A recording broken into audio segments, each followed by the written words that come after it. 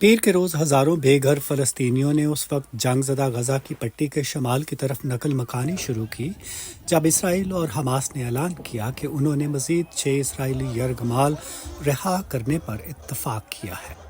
اس سے پہلے اسرائیل حماس پر جنگ بندی کی شرائط کی خلاف ورزی کا الزام لگاتے ہوئے فلسطینیوں کو شمالی غزہ میں اپنے گھروں کو واپس جانے سے روکتا رہا ہے۔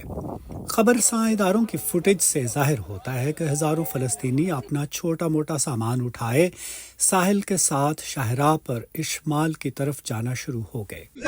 یہ بڑی خوشی کی بات ہے، اگرچہ میرا تمام خاندان لڑائی میں ہلاک ہو گیا ہے، لیکن میں خوش ہوں کیونکہ میں اپنے ملک اور شجاعیہ ضلع میں واپس آیا ہوں۔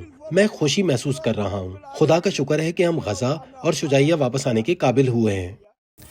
غزہ کے ایک سیکیورٹی اہلکار نے خبر رساں ادارے AFP کو بتایا کہ دن کے پہلے 2 گھنٹوں میں 2 لاکھ سے زیادہ بے گھر افراد غزہ اور شمالی غزہ واپس لوٹ چکے ہیں۔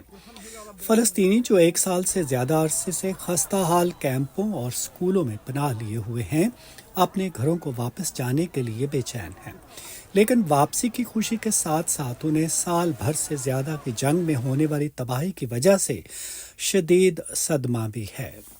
تباہی اور مصیبت کے باوجود ہم واپس آنے میں ثابت قدم رہیں گے۔ ہم اسے دوبارہ تعمیر اور آباد کریں گے۔ یہ خوشی ناقابل بیان ہے، اور اگر ہمیں 10 لاکھ سال زندہ رہنے کا موقع ملے تو بھی ہم اسے یاد رکھیں گے۔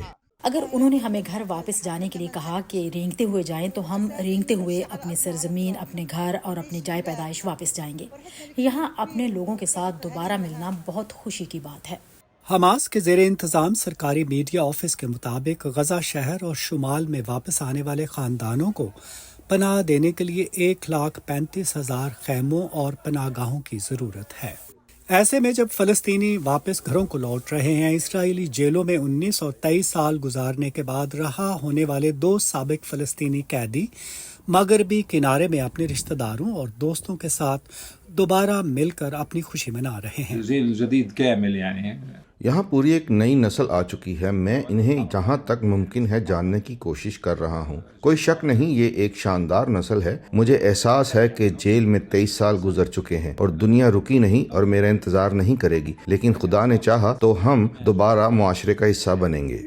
اب جبکہ اسرائیل اور حماس کے درمیان عارضی جنگ بندی جاری ہے، بیشتر فلسطینی امید لگائے بیٹھے ہیں کہ علاقے میں یہ جنگ بندی مستقل شکل اختیار کرے اور دیر پا امن قائم ہو۔